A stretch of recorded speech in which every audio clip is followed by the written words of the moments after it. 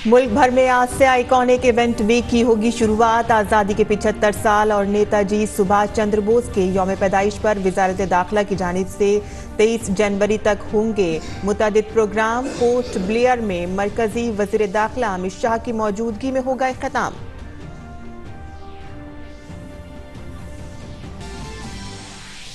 BJP की कौमी मजलिस आमला की मीटिंग का आज दूसरा दिन। पार्टी कारकुनों के लिए वजीर आजम मोदी का होगा खिताब। पार्टी के लिए मंजूर होंगी इक़्तिसादी और समाजी करारदादें।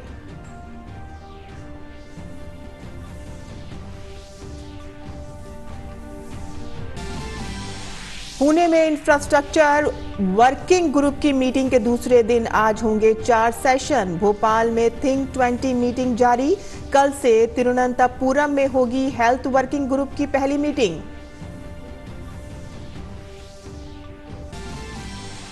अक़वाम मुत्तहिदा की सलामती कौंसिल ने पाकिस्तानी दहशतगर्द अब्दुल रहमान मक्की को आलमी दहशतगर्द के तौर पर किया फहरिस्तबंद। मक्की 26/11 मुंबई दहशतगर्दाना हमले का मास्टरमाइंड जमातुद दावा के सरबराह हाफिज सईद का है रिश्तेदार।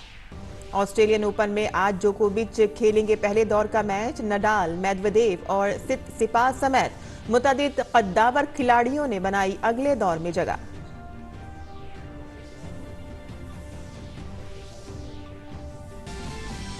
और नई दिल्ली में आज से शुरू होगा इंडिया ओपन 750 बैडमिंटन टूर्नामेंट। चोट से सेहतयाब होने के बाद स्टार शटलर पीवी सिंधु की खिताब पर नजर। लक्ष्य सेन और प्रणय भी पहले दौर में होंगे मद्दे मुकाबिल।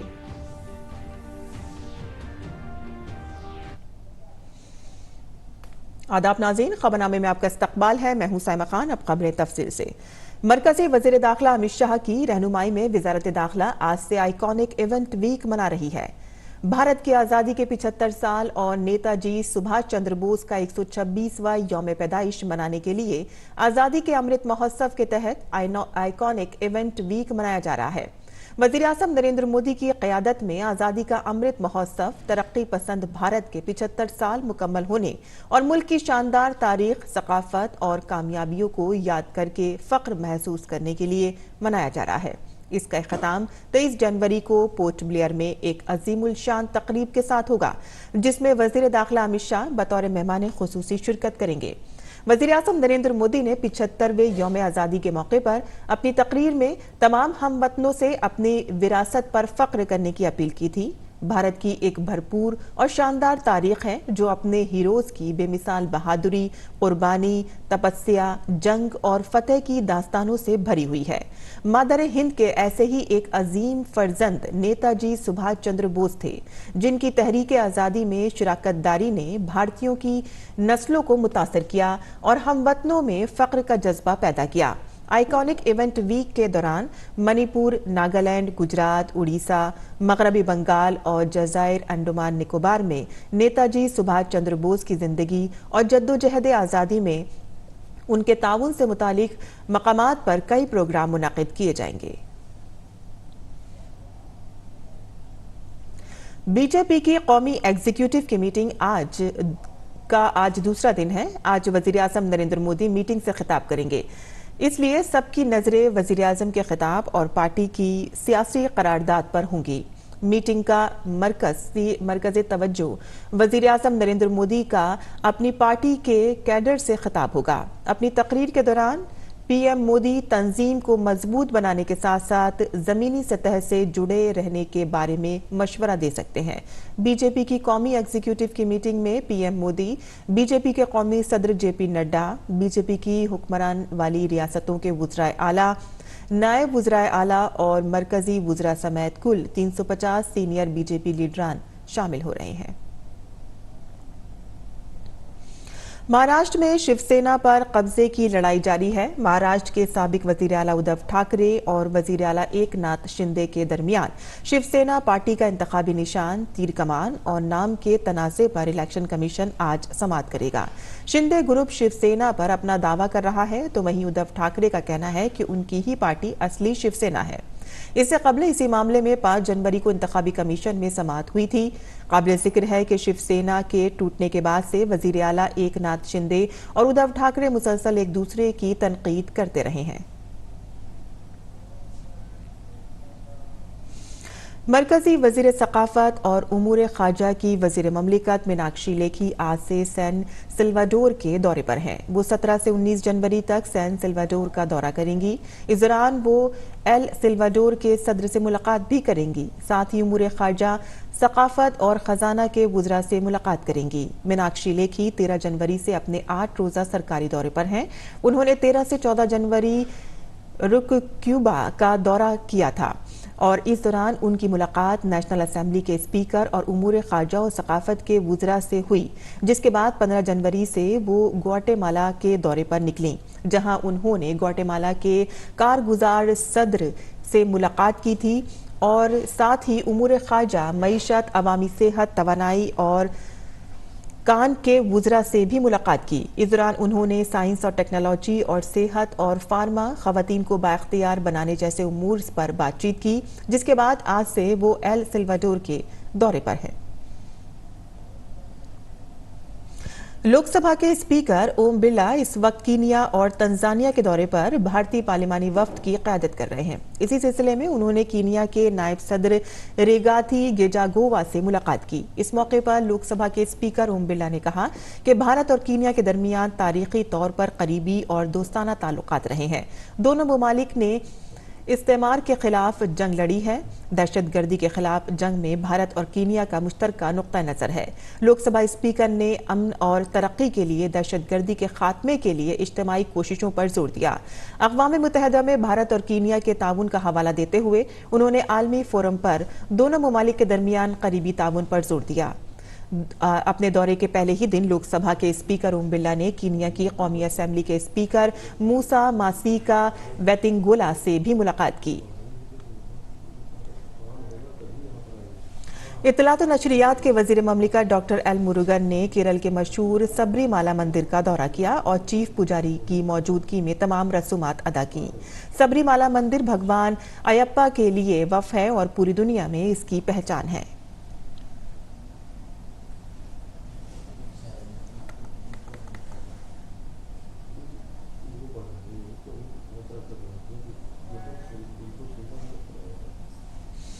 मध्य प्रदेश में आज G20 के तहत थिंक 20 ग्रुप की 2 रोज़ा मीटिंग का आखिरी दिन है। आज कई अहम सेशन का इनेकाद होगा। गवर्नर मंगू भाई पटेल मीटिंग के खतामी इजलास में शामिल होंगे। 2 रोज़ा मीटिंग में दुनिया भर के वुज़रा और मज़ामीन के माहिरीन आलमी गुड गवर्नेंस और माहौल दोस्त तर्ज जिंदगी, अखलाकी अक़दार और फलाह बहबूद पर तबादला ख्याल कर रहे हैं। थिंक 20 इजलास का इफ्तिताह कल वज़ीर आला शिवराज सिंह चौहान ने किया था। इसके अलावा मीटिंग में शामिल मेहमान आलमी शोहरत याफ्ता सांची के स्तूप की सैर करेंगे। पुणे में G20 इंफ्रास्ट्रक्चर वर्किंग ग्रुप की मीटिंग में आज दूसरे दिन भी गौर व फिक्र जारी रहेगा। आज 4 सेशन का इनेकाद होगा, जिसमें शहरी खदमात की फरहमी में शमूलियत को कैसे लाया जाए और इस पर बात की जाएगी। इसके अलावा मुस्तकबिल के शहरों के लिए इंतजामिया की सलाहियत साजी के ढांचे पर एक फ्रेमवर्क तैयार करने पर बात होगी। इंफ्रास्ट्रक्चर 2.0 को नाफिज करने और ग्लोबल इंफ्रास्ट्रक्चर हब के मुस्तकबिल को हतमी शक्ल देने पर इत्तफाक राय हो सकता है।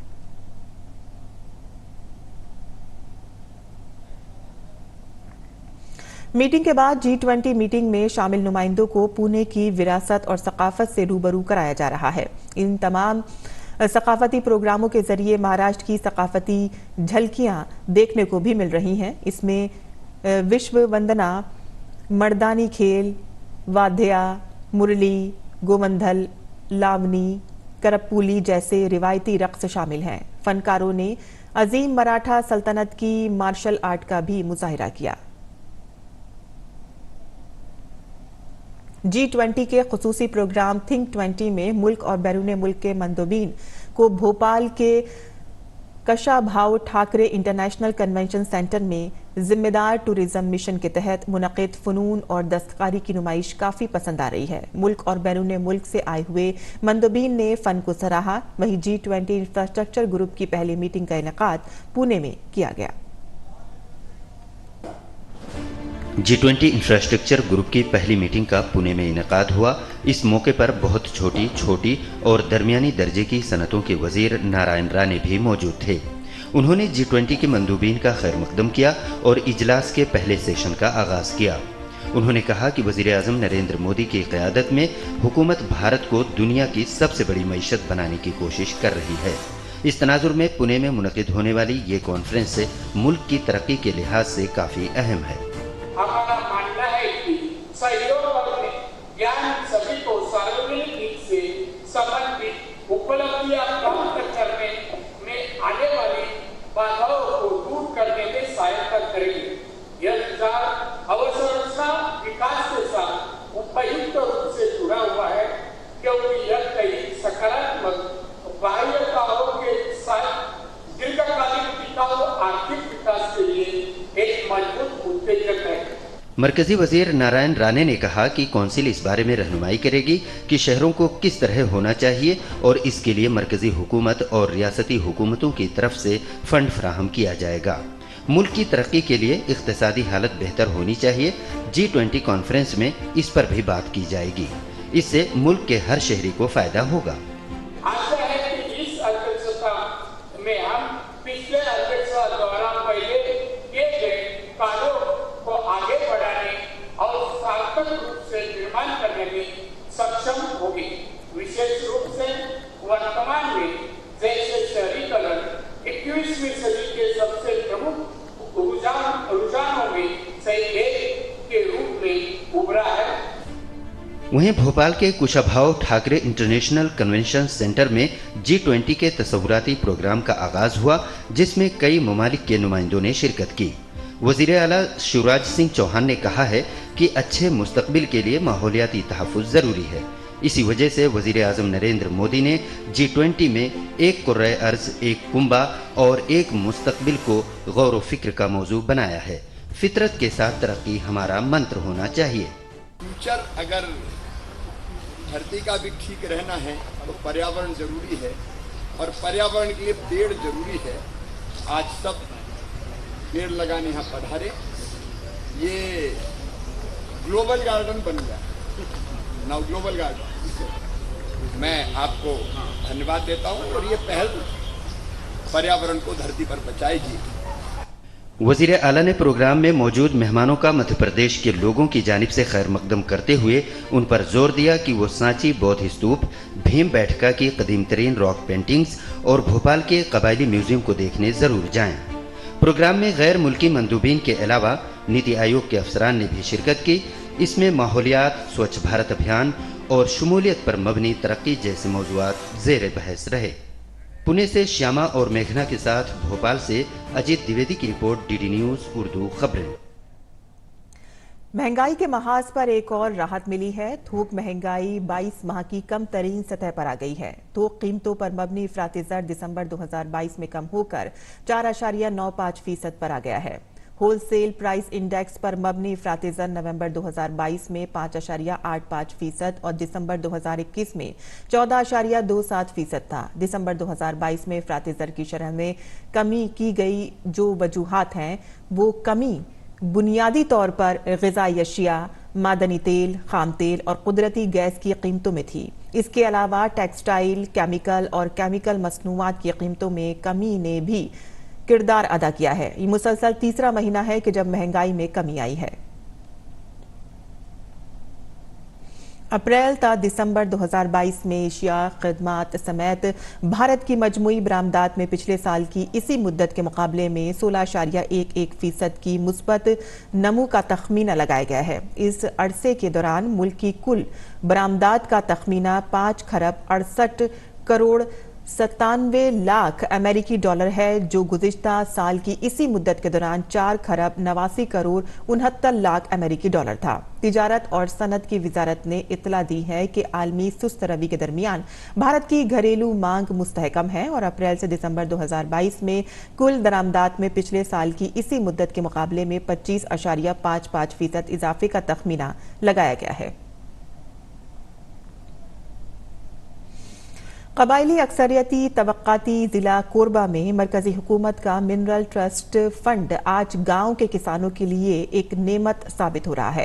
यहां किसानों की बेहतर आमदनी के लिए मिनरल ट्रस्ट फंड से 8 सोलर कोल्ड स्टोरेज लगाए गए हैं। जिला इंतजामिया की इस कोशिश के बाद अब किसानों को सब्जी कम कीमत पर फरोख्त करने की फिक्र से आजादी मिल गई है। किसान बाजार में मुनासिब कीमत पर सब्जियां बेचकर अच्छा मुनाफा कमा रहे हैं। पेश है जमीनी हकीकत से मुतालिक हमारी ये खुसूसी रिपोर्ट।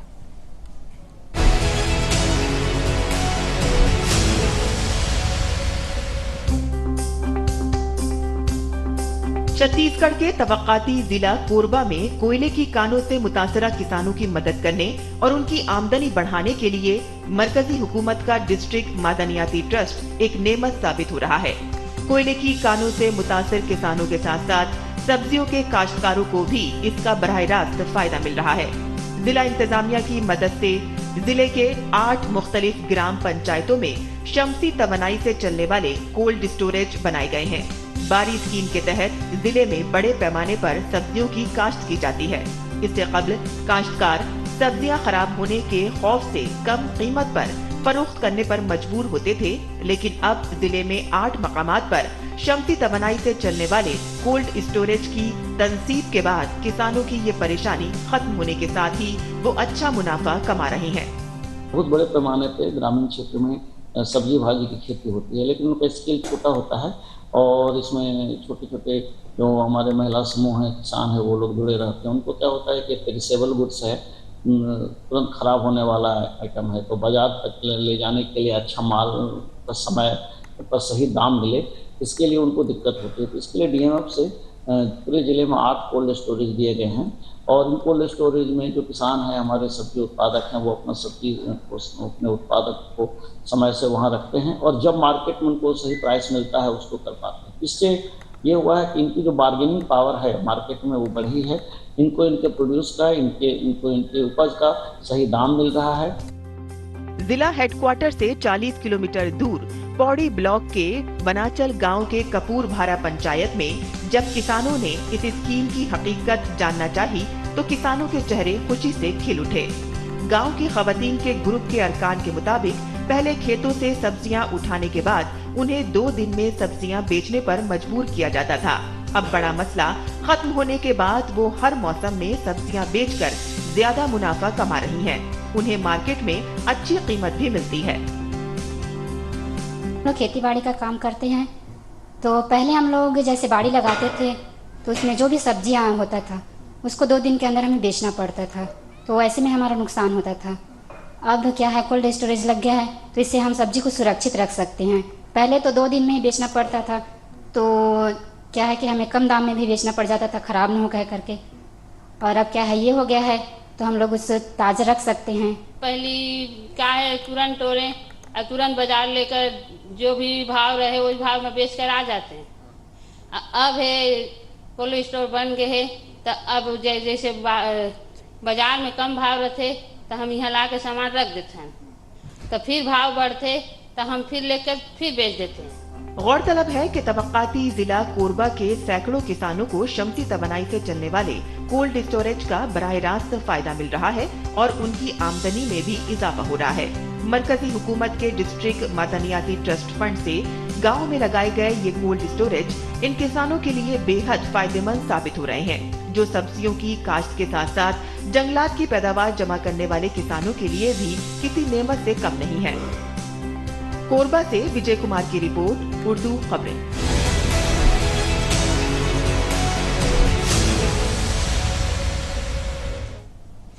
अक़वाम मुत्तहिदा की सलामती कौंसिल ने पाकिस्तानी निज़ाद दहशतगर्द अब्दुल रहमान मक्की को आलमी दहशतगर्द करार दे दिया है। ये फैसला अक़वाम मुत्तहिदा की सलामती कौंसिल की दाइश और अलकायदा पाबंदी कमेटी ने किया है। गुज़िश्ता साल भारत की जानिब से अक़वाम मुत्तहिदा में लश्कर के दहशतगर्द अब्दुल रहमान मक्की को आलमी दहशतगर्द करार देने की करारदाद पेश की गई थी, लेकिन चीन ने इसे रोक दिया था। इसके बाद भारत ने चीन पर सख्त रद्द-ए-अमल दिया। अब्दुल रहमान मक्की जमातुद दावा के सरबराह हाफिज सईद का रिश्तेदार है, जिसके बारे में ख्याल किया जाता है कि वो भारत में 26 नवंबर 2011 को होने वाले शिद्दत पसंद हमलों का मास्टरमाइंड है। अक़वाम मुत्तहिदा की जानिब से जारी बयान के मुताबिक रवा साल 16 जनवरी को सलामती कौंसिल की कमेटी ने अब्दुल रहमान मक्की का नाम आलमी दहशतगर्दों की फहरिस्त में शामिल किया था। इसके नतीजे में दुनिया भर में मक्की के असासे मुंजमिद हो गए थे और मक्की पर सफर समेत दीगर पाबंदियां लग जाएंगी। वैसे भारत और अमेरिका पहले ही अपने अपने मुमालिक में अब्दुल रहमान मक्की को दहशतगर्द करार दे चुका है। मक्की पर नौजवानों को बुनियाद परस्ती की तरफ माइल करने और भारत में हमलों की मंसूबाबंदी, गैर कानूनी फंड जमा करने समेत कई इल्जामात हैं।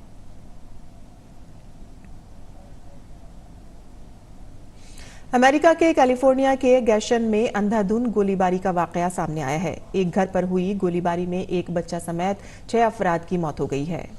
पुलिस मुश्तबा अफराद को तलाश कर रही है। पुलिस अफसर ने सहाफियों को बताया है कि मुल्जिमीन ने एक घर पर गोलीबारी करते हुए 6 अफराद को कत्ल कर दिया और उसका एक वीडियो भी शेयर हुआ है और फेसबुक पर यह देखा जा सकता है। उन्होंने कहा कि महलूकीन में एक मां और इसका 6 माह का बच्चा भी शामिल है। जांच में मसरूफ अहलकारों का ख्याल है कि तशद्दुद के पीछे कोई बुरी वजह हो सकती है। यह भी ख्याल किया जा रहा है कि इस वाक़े में मनशियात ग्रुप का हाथ हो सकता है।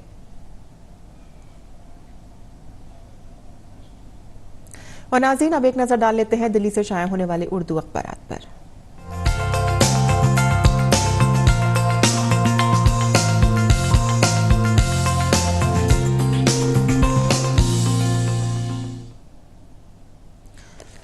दिल्ली से शाया होने वाले उर्दू अखबारात पर नजर डालें तो रोजनामा राष्ट्रीय सहारा की कुछ खबरें यहाँ पर हमने ली हैं, जिसमें बीजेपी नेशनल एग्जीक्यूटिव मीटिंग में 2023 हमारे लिए इंतहाई अहम है। हमें इस साल 9 रियासतों में इंतखाबात लड़ना है और जीतना भी है। बीजेपी के सदर जेपी नड्डा ने इस मीटिंग के बाद खिताब में ये बात कही। इसके बाद जो खबर उसमें शाया हुई है वो अग्निवीर स्कीम के हवाले से है। जिन अग्निवीर के जो सेलेक्टेड लोग हैं उनसे वज़ीर आज़म नरेंद्र मोदी ने खिताब किया और कहा कि अग्निवीर स्कीम अफवाज के लिए गेम चेंजर और बाजी उलटने वाली साबित होगी। इसके अलावा जो खबर इसमें शाया हुई है वो आपको बता दें कि मोदी ने आलमी मंच पर हिंदुस्तान का कद बढ़ाया है। पाकिस्तान के एक बहुत बड़े अखबार ट्रिब्यून ने ये खबर शाया की है और उन्होंने कहा है कि पहली मर्तबा उन्होंने खुलकर हिंदुस्तान और वज़ीर आज़म नरेंद्र मोदी की तारीफ की है। पाकिस्तानी अखबार जो है वो ट्रिब्यून ने लिखा है कि हिंदुस्तान के वज़ीर आज़म नरेंद्र मोदी ने हिंदुस्तान को उस मकाम पर पहुंचा दिया है जहां मुल्क ने अपने असर व रसूख का वसी जाल फैलाना शुरू कर दिया है। आगे खबर इसमें शाया हुई है कि फिल्म RRR को एक और कामयाबी मिली है। क्रिटिक्स चॉइस अवार्ड अपने नाम कर लिया है। आपको बता दें कि इससे पहले ग्लोबल अवार्ड में भी इसका एक गीत नाटू नाटू ने भी ओरिजिनल सॉन्ग कैटेगरी में बेस्ट प्राइज हासिल किया था और अब इस फिल्म ने क्रिटिक चॉइस अवार्ड भी हासिल किया है। आगे बढ़ते हैं आलमी सफ़े पर जो यहाँ खबर शाया हुई है। अभी से कुछ दिनों पहले दुनिया के ताकतवर तरीन पासपोर्ट की एक फहरिस्त शाया हुई थी, जिसमें सऊदी अरब के जो पासपोर्ट है उसको नंबर 1 पे रखा गया था और अब सबसे कम तरीन जो कमज़ोर तरीन पासपोर्ट है उसकी फहरिस्त जारी हुई है और इस फहरिस्त में नंबर 1 पे जिस मुल्क का नाम है वो है अफगानिस्तान। और इसके अलावा जो इसमें खबर शाया हुई है, दुनिया के सर्द तरीन शहर का दर्जे हरारत -50 डिग्री तक पहुंच गया है। ये शहर जो है वो आपको बता दें कि यहाँ की जो बर्फीली हवाएं हैं वो काफ़ी तेज़ हैं और इसका जो दर्जे हरारत है वो 50 डिग्री तक पहुंच गया है। तो ये थी आज के अखबारात की सुर्खियाँ जो हमने आपके लिए चुनी थी। आगे बढ़ते हैं और अब बात करते हैं खेल की खबरों की, जहां इंडियन ओपन 750 बैडमिंटन टूर्नामेंट का आज से आगाज हो रहा है। टूर्नामेंट का इनेकाद दिल्ली के KKD जादव स्टेडियम में होगा। 22 जनवरी तक खेले जाने वाले मुकाबलों में मुल्क और दुनिया के बड़े बैडमिंटन खिलाड़ी इसमें शिरकत करेंगे। और आज पहले ही दौर में भारत के बैडमिंटन खिलाड़ी लक्ष्य सेन और आलमी नंबर 8 खिलाड़ी MS प्रणय अपनी मुहिम का आगाज करेंगे। वहीं खवातीन के सिंगल्स में PV सिंधु और साइना नेहवाल भी अपनी मुहिम का आगाज करेंगे। इंडियन ओपन 750 बैडमिंटन टूर्नामेंट आज से शुरू हो रहा है। भारतीय बैडमिंटन स्टार PV सिंधु को उम्मीद है कि भारतीय खिलाड़ी टूर्नामेंट में शानदार कारकर्दगी का मुजाहिरा करेंगे। सिंधु से खास बातचीत की है हमारे नुमाइंदा सुचित्रा ने। इस वक्त हमारे साथ हैं भारत की सफलतम बैडमिंटन खिलाड़ी PV सिंधु। दुनिया में आप कहीं भी खेलें, लेकिन भारत में खेलना हमेशा बेहद खास होता है। तो इंडिया ओपन किस तरह से बेहद खास हो जाता है आपके लिए? ऑफ कोर्स इंडियन ओपन हमेशा हमारे लिए बहुत इम्पॉर्टेंट है, क्योंकि होम ग्राउंड में खेल रहे हैं, इंडिया में खेल रहे हैं, तो वो एक्साइटमेंट ही बहुत अलग है। तो इस बार for first time it is also 750। तो मतलब मैं बहुत साल खेली थी इंडियन ओपन और बहुत मेमोरीज भी है। और इस बार starting of the year Malaysia के बाद Indian open and is also 750। Really looking forward for it, क्योंकि मेमोरीज मतलब हार जीत तो होते रहते हैं। और 2017 में भी मैं कैरोलिना के साथ फाइनल्स खेली थी और वो क्राउड बहुत मतलब चीयर कर रहे थे, तो वो मतलब वो बहुत अलग था मेरे लिए। And I mean I really been super excited, क्योंकि वो crowd when they shout and support you, I think it's the level of excitement is different। इस बार जो खिलाड़ी पार्टिसिपेट कर रहे हैं भारत के, उनमें से किस किस के आपको खिताब जीतने की उम्मीद है? किन से हम उम्मीद रखें कि वो भारत को एक जश्न मनाने का मौका देंगे? मतलब बहुत प्लेयर्स है, टॉप 10 में डबल्स है और सिंगल्स भी है। प्रणय भी बहुत अच्छा खेल रहा है, लक्ष्य भी बहुत अच्छा खेल रहा है, तो बहुत मेन सिंगल्स है end of course main doubles, mixed doubles, women singles. So I hope that we all do well, क्योंकि मतलब you never know, I mean it depends on that particular day, कौन अच्छा खेलेगा वो जीतेगा। तो I just hope and wish that we Indians will perform really well and get some medals for the country। Crowd के लिए कोई message, क्योंकि हॉकी को बहुत अच्छा सपोर्ट मिल रहा है क्राउड का और हमें वो इंडिया के फर्स्ट मैच में देखने को भी मिला, तो बैडमिंटन के लिए जो फैंस हैं उनके लिए क्या मैसेज देना चाहिए? Of course, बस यही कहना चाहती हूँ कि I hope everybody comes and cheer for all the Indian players, क्योंकि it is for the first time going to be the 750 and I'm sure you are going to see some amazing matches here, क्योंकि top players आने वाले हैं। तो I hope all of them come and watch us play and support us। और साल के पहले grand slam Australian open का आज दूसरा दिन है। मर्दों के सिंगल्स में 9 मरतबा के चैंपियन नोवाक जोकोविच आज इस टूर्नामेंट में अपनी मुहिम का आगाज करेंगे। वो अपना पहला मैच आज रॉबर्टो कार्बोलो के खिलाफ खेलेंगे। जोकोविच की नजरें 10वीं बार इस टूर्नामेंट को अपने नाम करने पर होंगी। जोकोविच ऑस्ट्रेलियन ओपन के सिंगल्स जुमरे में सबसे ज्यादा खिताब जीतने वाले खिलाड़ी हैं। उन्होंने अभी तक 9 खिताब अपने नाम किए हैं। ओडिशा में जारी हॉकी आलमी कप के ग्रुप ए में ऑस्ट्रेलिया और अर्जेंटीना के दरमियान मुकाबला 3-3 की बराबरी पर खत्म हुआ। इसके साथ ही दोनों ही टीमों के पास 2 मैच के बाद 4 पॉइंट्स हो गए हैं। हालांकि बेहतर गोल के फर्क के बुनियाद पर ऑस्ट्रेलिया की टीम पॉइंट्स टेबल में सरफहरिस्त है। वहीं कल शाम हुए एक दीगर मुकाबले में फ्रांस ने जनूबी अफ्रीका को 2-1 से शिकस्त देकर आलमी कप में अपनी पहली जीत दर्ज की। हालांकि पूल ए में तीसरे मकाम पर मौजूद फ्रांस के लिए अगले दौर का सफर आसान नहीं होगा। वहीं इस मैच में शिकस्त के बाद जनूबी अफ्रीका के अगले दौर में पहुंचने का इम्कान तकरीबन खत्म हो गया है। और अब एक नजर डाल लेते हैं मुल्क भर के मौसम के मिजाज पर।